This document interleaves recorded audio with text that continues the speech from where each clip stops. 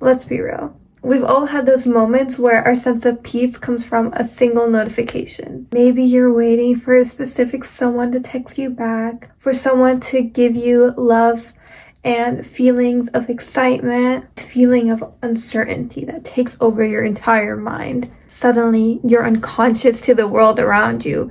You don't care about anything else. It's just getting that text back. But here's the truth.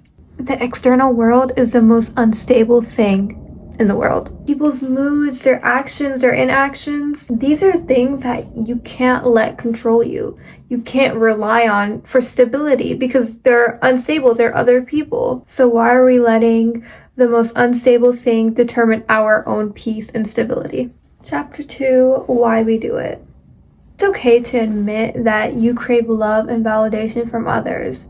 The truth is that we rely on others because we haven't built a solid foundation of love within ourselves. Because of this, we look outward to other people to give us this validation that we crave. And this is easier than, doing the heavy lifting inside, being your own source, which we're going to talk about soon. But don't feel ashamed, don't feel bad. We've all done it. I've done it. You've probably done it. I know countless people that have done this, and it's a real thing that happens. It has an actual term. It's called psychological reinforcement. Psychological reinforcement is basically when you get dopamine, but from times that you do not know when it's going to come. So when you're texting someone and they don't reply right away and you're waiting on that text, and then finally they text back and you get this boost of dopamine, that's basically it. The reason why this is so addictive is because how unstable it is. Because you don't know when you're going to get that text back. You don't know when you're going to get that hit of dopamine. Your brain is not in love. It's just in this loop. It's in this cycle. Going forward, it is your job to break this loop and create a version of yourself that does not feed into this dopamine loop. Chapter 3, the narrative shift. So how do you stop being so codependent when you feel so wired to be that way and you don't know what to do? Well, I'm here for you. The first step is always awareness. And I said this in my last video and I'll always say this.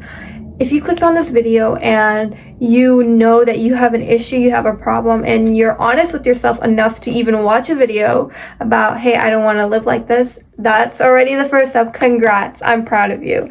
Because a lot of people, they go their whole lives just being very unaware, very unself-aware, and they just repeat the same cycles because again, they're unaware. And when you're not aware, then how's anything supposed to change? You think everything's fine. It's not.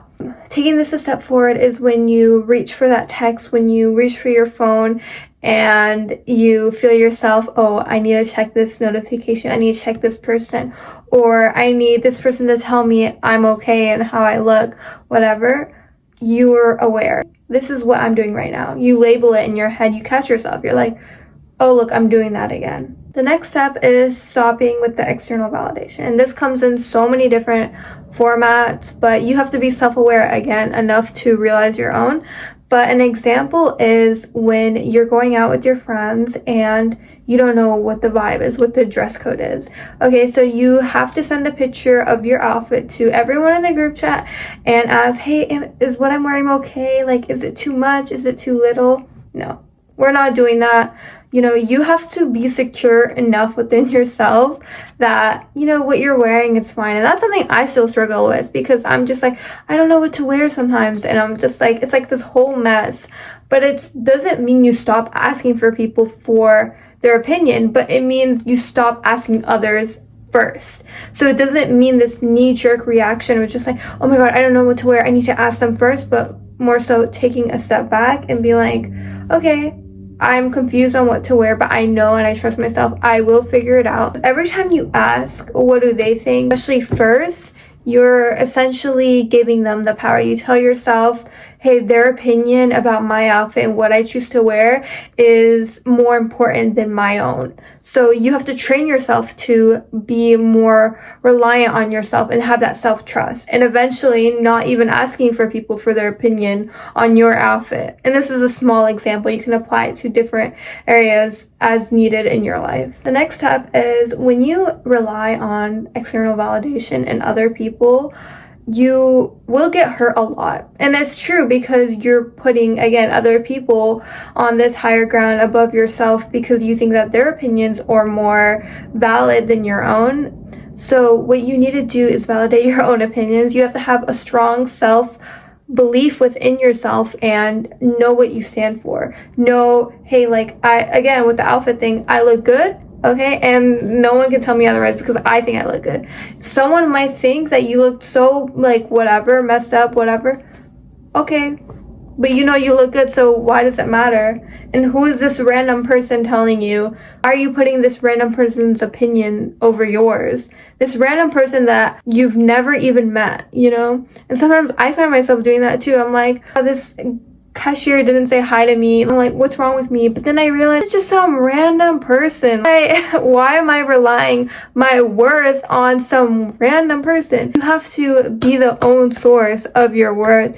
Because when you do, you become untouchable. No one can tell you anything otherwise because you just don't care. You don't care about their opinions. You just don't believe it because you believe your own. You build your inner voice louder than everyone else. It comes in a way where, yes, people can have opinions or whatever, but that's only if you want to ask them for it. That's only if you choose to believe it. You have a choice every single time if you want to absorb this or just observe. So choose to observe. Chapter 5, your right now action plan. Here are the steps that I want you to take today. First, this really helped me when I first started with separating myself from others, is writing an evidence list. This is essentially everything that I love about myself, everything that I've done for myself, just everything that makes me feel like me. So for me, I write down my love for self-help and self-development. I love how I take care of myself, do my skincare every night, make my own food, just little things like that that makes you feel good about yourself. And this is your list to refer back to when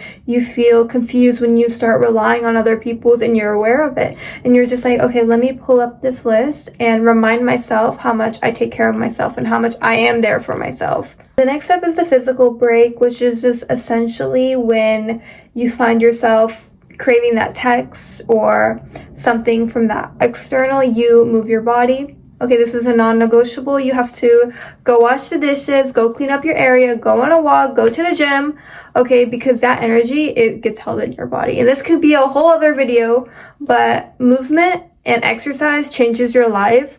Please try it because you have so much pent-up energy that you don't even know until you move your body. Last step is being your self-consultant. If there's one thing you take out of this video, ask your opinion first before anyone else's.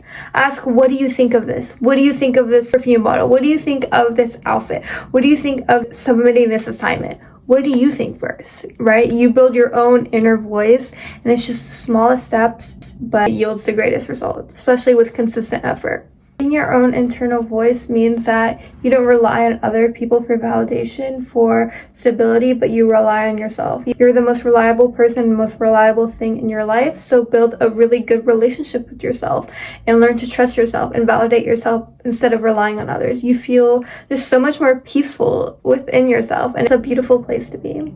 But I hope you enjoyed this video. I love you so much, and I'll see you in the next one. Bye!